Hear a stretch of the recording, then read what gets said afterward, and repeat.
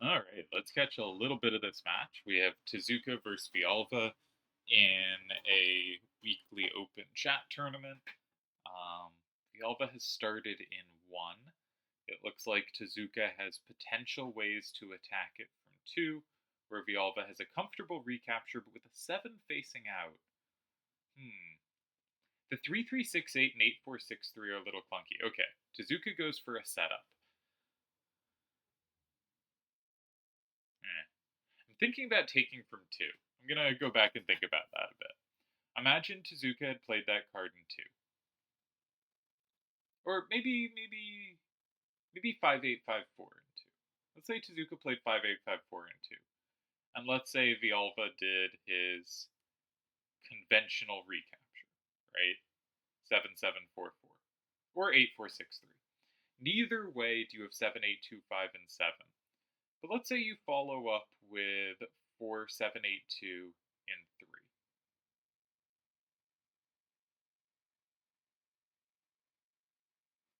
And my point is, Villalva has a capture in 5, but he never has a capture in 6, right? So the standard thing for him to do is play whatever his other card with up power is in 5. I was just wondering if there was anything there. I don't think there really is. I just sort of was noticing a little bit of an up weakness and thinking maybe we can play against those cards. But I think the answer is we probably cannot do so in a useful way. Alright, so let's look at the actual game. Note this didn't really set up to, right? If Tezuka was to block 4, this is still saying I'm going to put just 5845 into. In which case, Villalva could play. Villalva doesn't have much left, so maybe 3368 and 3. And then Tezuka has 7825. Yeah, that looks okay. Not such a big problem.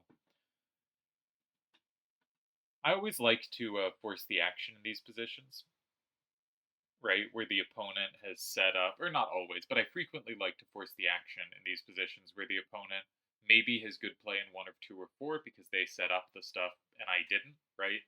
When I've played in 1 and they've played in 5, they are the one who constructed the interactions, and my instinct tends to be get rid of squares that are better for them than they are for me. Villalva's instincts tend to be set up squares that are good for me as well.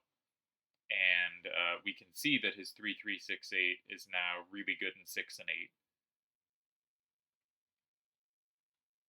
He doesn't have as much play in 4, but he can slide in 4. Being able to take 5 not always the most important thing. Sometimes you just want to slide. I worry his 3368 is overworked. Because if we think of like there are 4 key squares, there's 2, 4, 6, and 8, right? And a lot of them are kind of paired, right? If someone goes in 2, you're probably going to go in 4 or 8. I like going in 3 there as well, but most games see 4 or 8, right? If you go in 4, most response is going to be in 6 or 2, right? Etc. There's a bunch of pairings of squares. And I notice if you look at 2, 4, 6, and 8, 3368 is the best card for 8, though it is replaceable. It is the only card that has a recapture of 9 from 6, and 9 is pretty easy to flip, so from 8, so it's important to have that recapture. It is the only capture of 1 from 2, recapture. And of course, the only double capture there. And 8463 does have a capture in 2, but 8463 is not a card that lands well in 2. So it is your best card for 3 of those squares, and somewhat unreplaceable for like all of them. Even 8, where 5827 obviously is the double capture, that can potentially be comboed from 7. Now, you do have combos back there. Maybe that's not something you ever have to worry about. But when I see a card that is the best card for 3 different squares, right? And in fact, your other cards are really clumsy there. My instinct for Tezuka, and I haven't gotten to specific move analysis at all, but is if he can force that card's use somewhere, just play, I don't know. I mean, maybe there isn't a natural way to do it.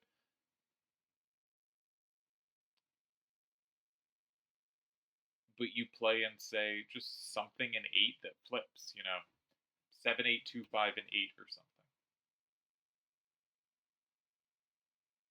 That's kind of annoying to meet because you really don't have much power left if you use 3-3-6-8 and 6. Like it's just a difficult position. Yeah, he does play 8, but he doesn't oblige use of 3-3-6-8 because he doesn't flip 9. Now, this card is safe, so it could very easily be a better move than what I was looking at. But my feeling for this position is that 3-3-6-8 was overworked, and as soon as it's out of Villalva's hand, Villalva's in serious trouble. Now, it may turn out that I'm wrong because Villalva would have sufficient sweepers, right? That 8-4-6-3 is going to be up down, 5-8-2-7 is going to be side to side, and even in kind of ugly formations that don't look clean, that's actually going to be sufficient, right? Like 3-3-6-8 lands in 6, and then 5-8-2-7 covers the top row pretty well, and 8-4-6-3 covers the left pretty well. And we may see that here as well. But it just, yeah. That felt like a weakness to me. I could easily be wrong. And it may be that because those are the best cards for sweeping, 3-3-6-8 is actually going to land in 6 anyway. Right? That even though you didn't capture 9, and so they don't have to recapture, they don't have anything better to do in 6.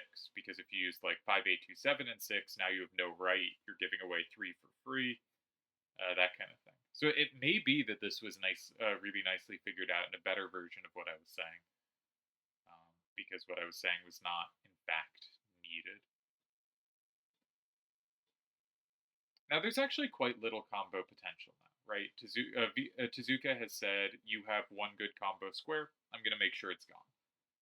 And Villalva now doesn't have clear potential, and while his sweepers might be good enough to maintain a tie, right? 8-4-6, like if Villalva plays 3-3-6-8, he didn't. Interesting.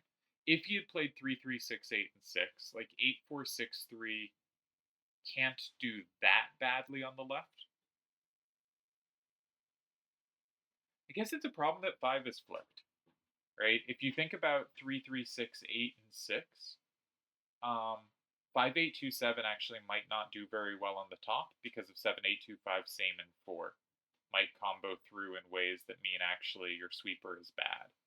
So what Villalva has done is kept a card with a 6 facing down that won't have potential problems like that. But here, he has no right power.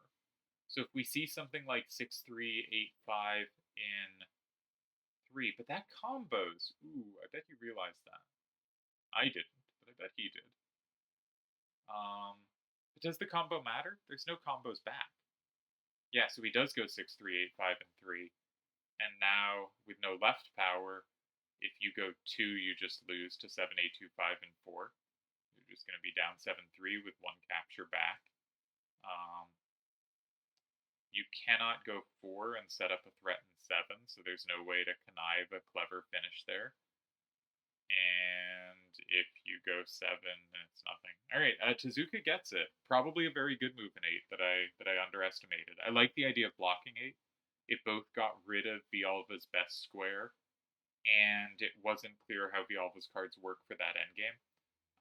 And getting rid of his best square, it also said, you know, you're likely to go in 2 or 6. But it was very clumsy to go in 6, as we saw. Nice game by Tezuka. Not a position I thought he was all that likely to be pushing for a win, but I think I just underestimated it pretty drastically here. Yeah, this wall of 8s to the left ended up being really effective.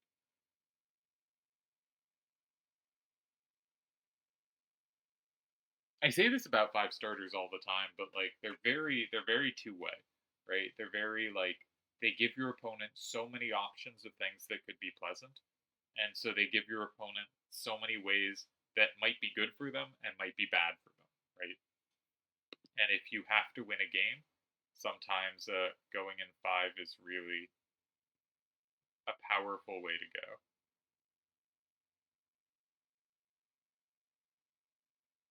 Just very powerful. Like just it's so it's got such a good chance to unbalance the game. Yeah. Assuming same is on. Yep. Alright, nice win for Tezuka. And I guess we'll see out the rest of the game. And I will call it good day.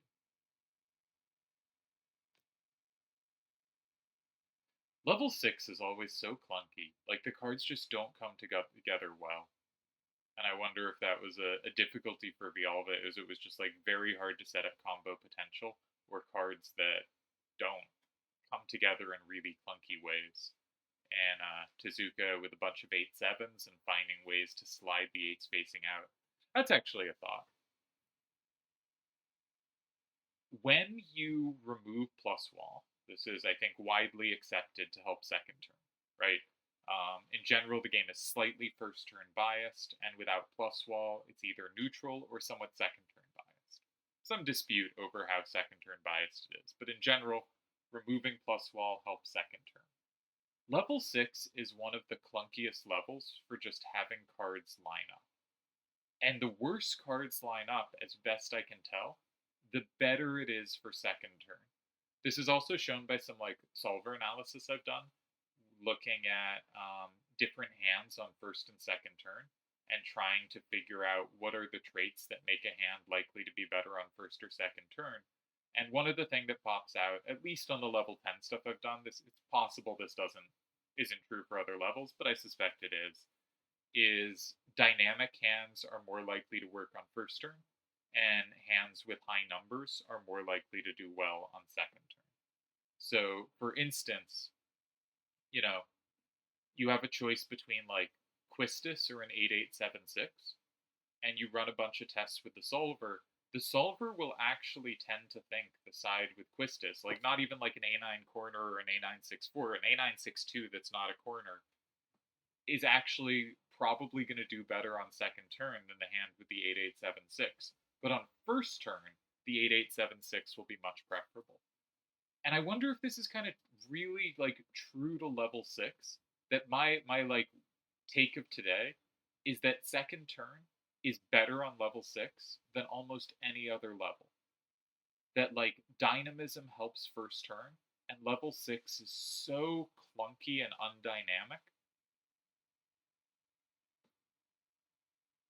that dynamism is essentially just inherently low, and that should be to second turn's advantage. And this makes sense. Like, first turn gets last turn, so has combo potential, which means first turn can set up kind of paired squares in a way that it gets last access, and if that comes with combo potential, that's going to be really powerful.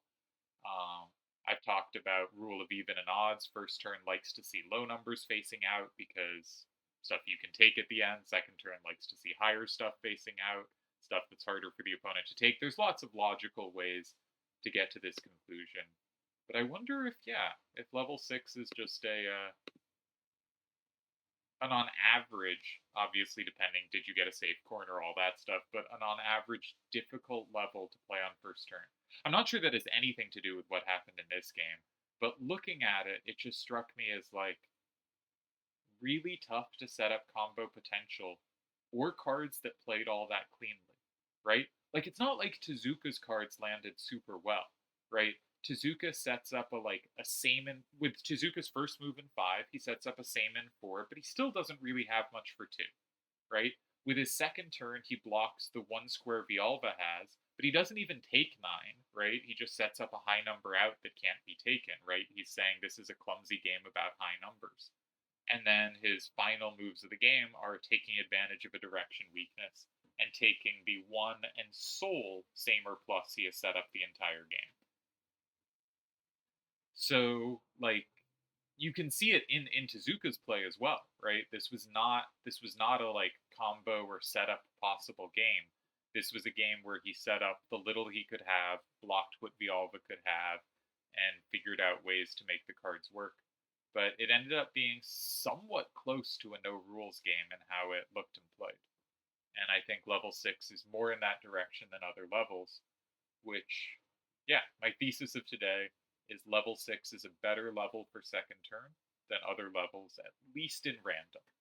In non-randoms, you can pick some of the better cards and you have like a chance to make your hand click. This is not a denigration of level 6 at all. It's just noting how different it is. I remember Akiyama in his interview saying his least favorite level was level 7. That like everything comes together too well and everything combos everything, and he thinks that's just too much, and that you should have to like. He didn't say this, but in my words, you should have to work harder to set things up. Level 6, you have to work hard to set things up. Level 6 is a challenge.